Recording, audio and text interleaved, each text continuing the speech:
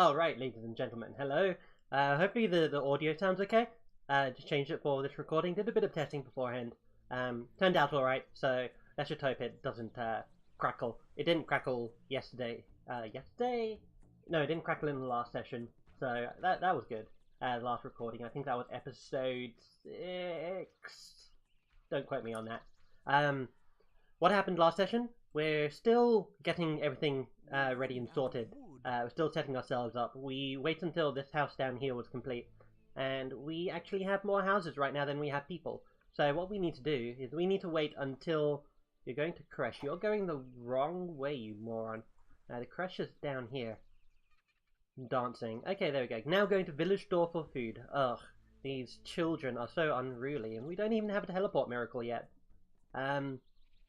Really all we can do right now is just make breeder disciples, and these guys aren't doing anything.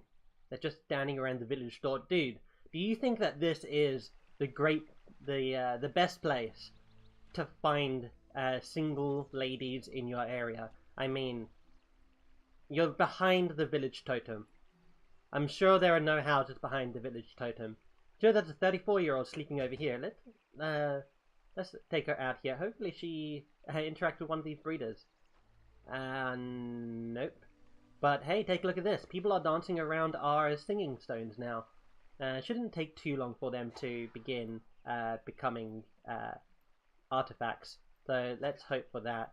You're a builder. Okay, I'm gonna unbuildify you. We don't have another word available here yet. We took that out of the miracle dispenser at the end of last session, I believe. Right, what do we need to do? We should continue to build up our foundations for this city. Although I remember there was a did you know about uninhabited buildings and that they'll deteriorate over time. I'm gonna go to the library to double check that. I don't know where that could be. Village help, village store. Oops. Children's day in creche. If you drop out by a job, village center, fish farms. If buildings are not lived in, they'll deteriorate over time. I don't know what that means. I think maybe it means that it gets this framework around it and it loses some of its production. This thing said it has wood required 0. I'm gonna get a lady here to inspect this building and finish building. Oh, she's pregnant as well. Good to see that she's doing her own part for this land. Okay, these guys are building. There we go. So this house is being finished. And I wonder... I think this population here doesn't take into consideration children. I'm going to do a quick head count. So there's 3, 4, 5, there's 7, 8, 9, 10, 11, 12, 13, 14, 15, 16, 17... okay, yeah, no, that's not going to work. Sorry, I just wasted about 5 seconds of your time trying to count that.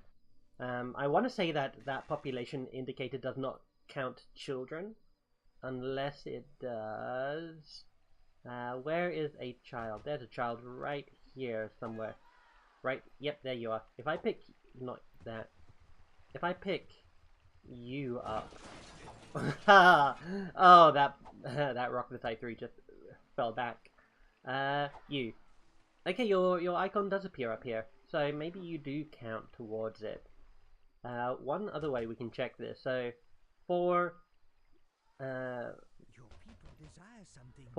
8, 9, 10, 11, 12, 13, 14, 15, 16, 17, 18, 19, 20, 21, 22, 23, 24, 25. So apparently I have 25 people living here. But no, this says 42. So how can there only be 25 yellow people when there are 42 people living here? And 42 out of 67, might I add. Let's check this again. 4, 8, 9, 10, 11, 12, 13, 14, 15, 16, 17, 18, 21, 25. Yeah, 25 people. Well, this does not make any sense. Something is not being considered. I think it might be the children. The children might not be considered. It says that there are 4 people living here. You're one of them. I have no idea. I'm not going to try and make much sense of this anymore. Our wood miracle is not ready. Huh, I kind of figured it would be ready by now. How is our influence doing? We're getting there. We're slowly getting there. We might be able to influence the Japanese village now. So let's go ahead and try that. I'm going to go ahead and grab our winged creatures miracle. And since we are quite evil, you may notice we are holding a little bat instead of white doves that you saw last time I used this miracle. Whoops. I'm going to slow time down because I think with increased time, or sped up time, our influence drains faster. The whole virtual influence thing. There we go, 140, and there should be a reward scroll appearing around here. There we go. We're gonna go ahead and try this. Let me just make sure everything is all in order here. 44 out of 67. Yeah, that sounds alright. You need protection, civic buildings, wooden food. For food, we have 1, 2, 3. We should get a 4th. Yeah, we really should get a 4th field somewhere so that we can continue to feed our people. Yeah, because we're at 44, we should actually need 2, but we are quite low on wood. That's why we have these trees here. So here's the plan. I'm going to plant another 2 fields down first, and then I'm going to... oops, did not mean to place them in there. Going to place another 2 fields down first, and then I'm going to trigger that reward scroll. And we're going to be using wood from this tree. What should I call this forest? This is our primary forest, right? I don't know what type of trees these are. Are these deciduous trees? I don't think so. I think deciduous trees are the ones that we've been seeing a lot around everywhere else. I think deciduous trees might be these ones right here. Those trees are decent. They're not the best. These ones are the best. But that's why we need to keep these trees well watered. And I'm kind of glad that there are no foresters here, so that I don't have to worry about the trees outright disappearing on me. Because if I do make a forester, I know that they'll start coming up here. Alright, let's fuel our workshop a little bit more. I think we probably only have 1 or 2 scaffolds in there right now. Yeah, we only have 1 scaffold. And here comes a second one. We have enough for a 3rd one. No, we don't. Oh man, that production... that wood sign is so small. Alright, we have another tree over here, actually. So that should help. We now need to continually pump our workshop with more trees from our main forest over here. There you go, scaffold value of 3, and when this one's done we can go ahead and plant a field. Do I want to make another field? Yeah, I do. I kind of do. And we'll just have the people fend for themselves, if you will. I'm only going to give them enough wood to plop down a few fields and then give them enough wood to make a field. Because apparently you need wood to make a field like this. Where do you see the wood in this field? I do not. If you do, please come and let me know, because I am very interested to find out. Some of these things, some of the plot elements in this game are kind of weird. There's very much a gameplay storyline segregation happening in quite a few places here. For instance, our creature being captured. We do not have the power to do that, and by in-game mechanics, Lethus doesn't have the ability to do that either. The only reason why he can do that is because there is a game script in place for it. I was talking to some of my... I play D&D on the weekends with some people on Roll20 online. Pretty cool people, I've known them for a long time. And we have a pretty good gaming group going on. I'm the one who DMs for it. But sometimes another one of our players DMs for it when I can't play. But they're very much into the whole everything must make sense type of thing, and I'm not entirely all for that. I do believe that if there is something out there that Hold on, let me see. Let me try and think what I'm saying. Just as this game has scripts that allow gods and such to cheat, like for instance, stealing my creature over here, then in the D&D game, you'll basically be making up a new rule for the equivalent of that, right? The DM needs to have rules in place for how things go. Whether or not that's premeditated or just improvised on the spot doesn't really matter too much. Generally, improvisation, at least in my experience, lends to a little bit more inconsistent results. But I still think it's all coming from a great place, and the only thing that really matters in a D&D game is simply player enjoyment, really. And to that degree, I don't really pay too much attention to why is this not producing any wood. I don't really adhere too strictly to the fact that, say for instance, the players can't play as this monstrous race because we don't have the mechanics for it. It's actually quite the opposite. Players can't play as the monstrous race because they're not meant to play as the monstrous race, and they're not meant to play as a monster that I created, like a legendary monster that I created, because of similar reasons. The players have their own rules. DM, I was about to say DMPC. That's not what I meant. That's an entirely different notion there. DMPCs is basically a player character that the DM controls because he wants to join in on the fun, right? I've made a few characters that I do like and that I would like to have played as in my campaign as NPCs that have followed the party for a little bit. But they have their own goals and agendas, and I think I'm getting awfully off topic. So, just to prevent myself from getting awfully off topic, I think I placed down... Yeah, there's one farm there, and there's another farm there, so I think we're done.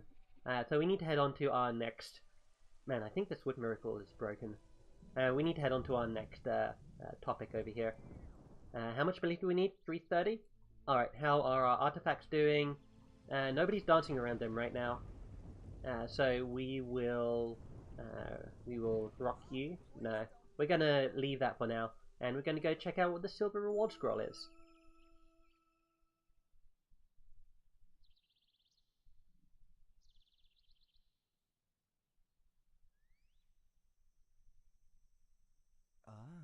I see a god. Greetings. I am a guru and a yogi. I am off to meditate and increase my powers. I have a secret place for this. Please don't follow me there. That is all. Yeah, because that's how you introduce yourself to people. Hi, I'm a guru and a yogi. I have a special place where I meditate. Please don't follow me. That is how I introduce myself. Really? Following yogis isn't my idea of godly behavior. Alright, so this mission, this silver reward scroll, was the bane of my existence when I was a kid. I thought this mission was very harrowing and very difficult. There are a couple of hairy moments. As you can see, we remain behind him as he goes down this mountain, right? And we need to prevent him from seeing us. And in order to do that, we basically just have to hover behind his head for a little bit. There we go. You see he is tuckered out now. Pretty soon he's going to go ahead and look around himself. And we need to basically avoid that. And we also need to make sure we don't fall into his peripheral vision. Wow, that is incredibly difficult for me to say. And the reason... Yeah, the reason why I had trouble with this as a kid was because I kept getting caught. And I thought... what did I think? Yeah, I thought this guru basically had eyes at the back of his head. Situations like these, for instance, where you need to keep your eye on him. If you go to another part of the map, while he's doing this, he will, the conscience will come by and say, wow, that Yogi, this Yogi bear moves awfully fast. We lost sight of him, and he'll just teleport back up to the top. I believe this is where the first checkpoint is. We do get a few checkpoints.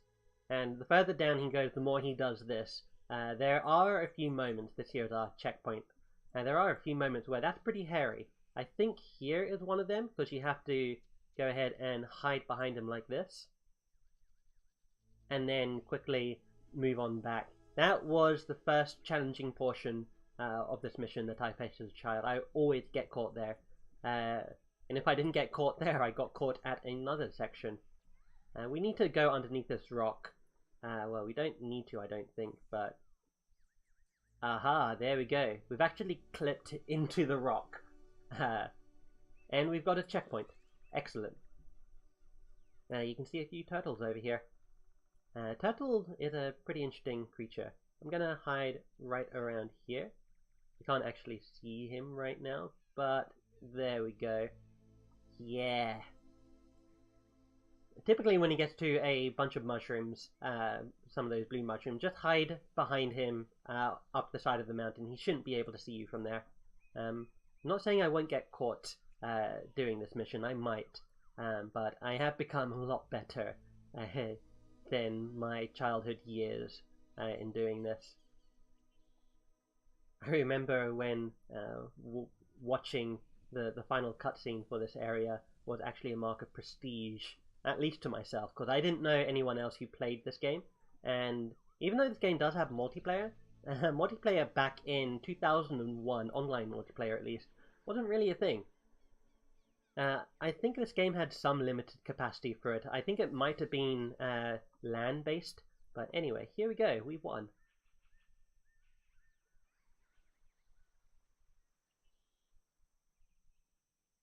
Your stealth surprised me. You know the secret of my special place of meditation. I am Ninja God. If you will remain quiet, I will help you on this land. Rest assured, I'll appear when needed. That is all. I'll keep quiet. I haven't actually said anything throughout this entire game. At least my god hasn't. Right, so the reward that we get from this, he actually helps us out with a few scripted events. People are suffering. What's going on here? You guys just have low vitality, huh? Well, that's your own fault. What desires do you need? You need food, wood, and civic buildings. I could probably solve your civic building crisis. Because I think you still need a graveyard? You have a creche, you have a workshop. And you have... what other? You have a village store. So yeah, I think all you need is a graveyard, and that will fulfill your desire. I'm not really sure how they quantify the percentages on these things. Maybe it might be population sized. By these things, I mean specifically the civic building desire. I think maybe once you reach a certain population, there's some sort of like check mark that goes, hey, you really should have a workshop, or you really should have a creche, or you should really have a graveyard at this population size. So yeah, that's how I think they do it. We're probably at around like 50 odd people. How much belief? We're at 56, so we are actually growing. We need a lot more trees though. Apparently I can't pick up trees anymore? What? There we go. Must have been a weird angle. No, go place it down there. I think that went into the village store. Hold on, I will be right back.